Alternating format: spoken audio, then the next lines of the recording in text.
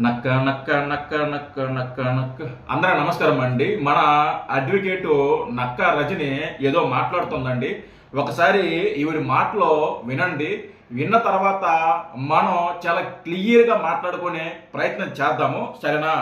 ముందు ఈవిడి వ్యాఖ్యలు ఒకసారి వినండి. చెప్పినక్క. చాలా ఆశ్చర్యం ఏంటంటే మీరు టీడీపీకి 3 రాజ్యసభలు, జనసేనకు 1 రాజ్యసభ అని సంబోధించారేమో. అలా కాదు, టీడీపీకి 4 రాజ్యసభలు అంటే బాగుంటుంది.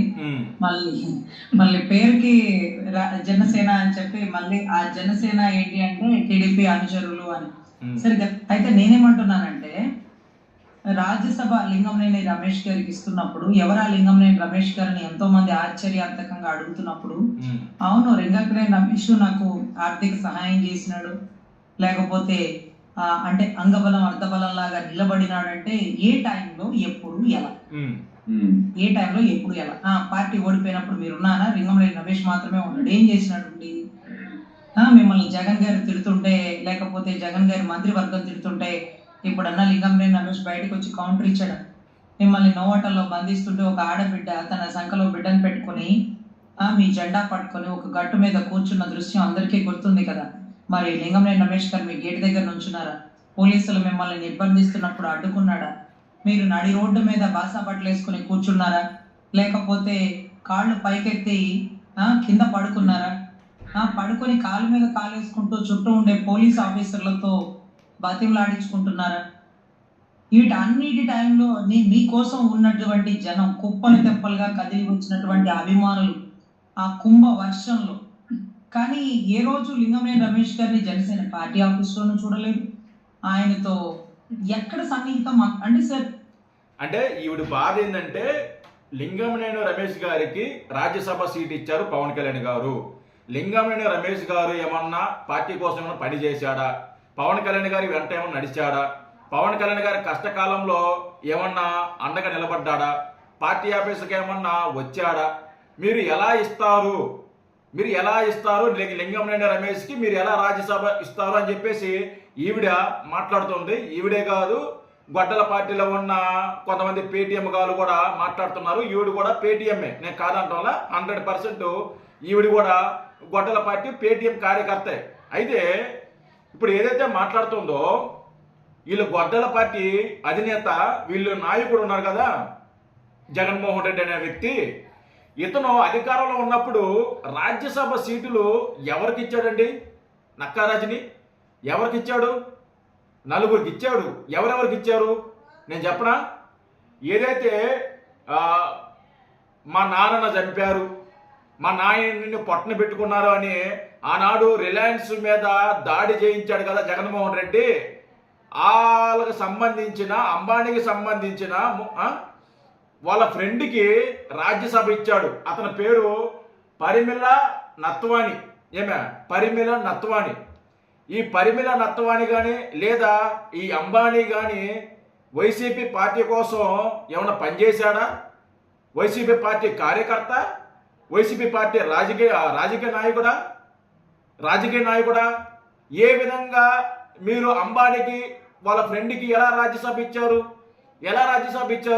ఎందుకు ఇచ్చారు? ఎందువల్ల ఇవ్వాల్సి వచ్చింది? దానికి సమాధానం చెప్పాలి నువ్వు. రెండోది, ఇంకా చాలామందికి ఇచ్చారు. తర్వాత నిరంజన్ రెడ్డి ఆయన కూడా ఇచ్చారు. ఆయన సుప్రీంకోర్టు న్యాయవాది, మాజీ న్యాయవాది నిరంజన్ రెడ్డి గారు. ఆయనకి ఎందుకు ఇచ్చారు? ఆయన ఏమన్నా వైసీపీ కార్యకర్త, వైసీపీ నాయకుడా, వైసీపీ లీడరా? ఎందుకు ఇచ్చారు? దానికి సమాధానం చెప్పు. తర్వాత ఆళ్ళ అయోధ్య రామిరెడ్డి, ఈయన ప్రముఖ పారిశ్రామికవేత్త.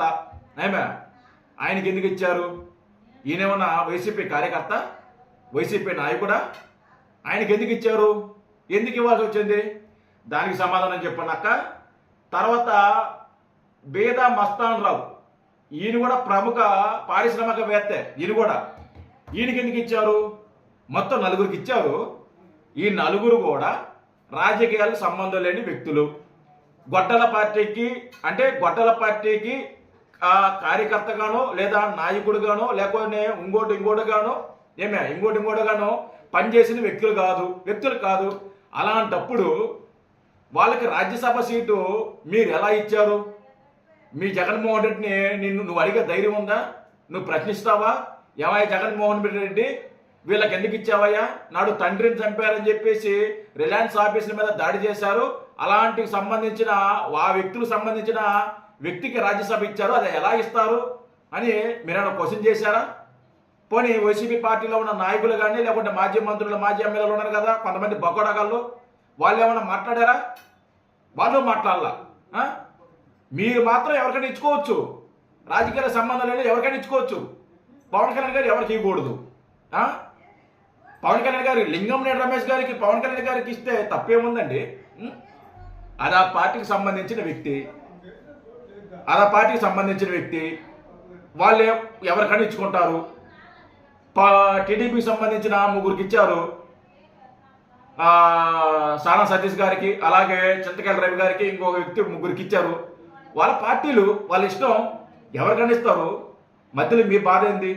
మీ గోల ఏంది? నాకు అర్థం కాలేదు. ముందు లింగంనేని రమేష్ గారిని లేకుంటే పవన్ కళ్యాణ్ గారిని విమర్శించే ముందు జగన్మోహన్ రెడ్డి ఆ నలుగురికి ఎలా రాజ్యసభ సీట్ ఇచ్చాడు, ముందు దాని గురించి మాట్లాడు. నీకు దమ్ముంటే దాని గురించి మాట్లాడు. నక్క ఇలా ఏదో ఒక బోడా ఛానల్ ఉంది కదా అని చెప్పేసి ఆ ఛానల్లోకి వచ్చి ఏది పడితే ఏదో వాగితే జనాలు చూస్తూ ఉంటారనుకోబాకు.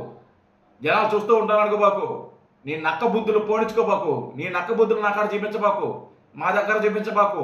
తోక కట్ చేస్తాం. నక్క బుద్ధులు కానీ చూపిస్తే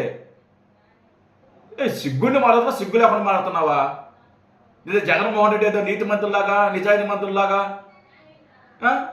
ఆయన ఏదో నీతి నిజాయితీగా రాజ్యసభ సీట్లు ఇచ్చినట్టు నువ్వేదో పెద్ద పెద్ద ముద్ర మాటలు మాట్లాడుతున్నావు, పెద్ద బలుపు మాటలు మాట్లాడుతున్నావు.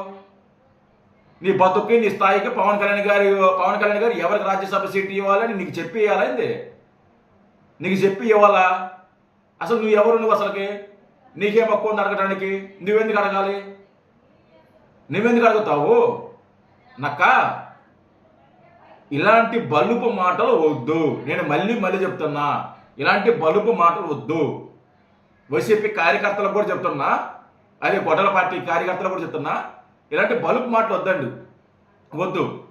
ముందు లింగంనేని రమేష్ గారికి ఎందుకు ఇచ్చారు అని మీరు క్వశ్చన్ చేసే ముందు మనం రాజ్యసభ సీట్లు ఎవరెవరికి ఇచ్చామో దాని గురించి ఒకసారి ఆలోచించి తర్వాత కామెంట్ చేయండి. అంతేగాని ఏది పడితే అది మాట్లాడతారంటే తోక కట్ చేస్తాం. నక్కా రజని గుర్తుపెట్టుకో. జై హింద్.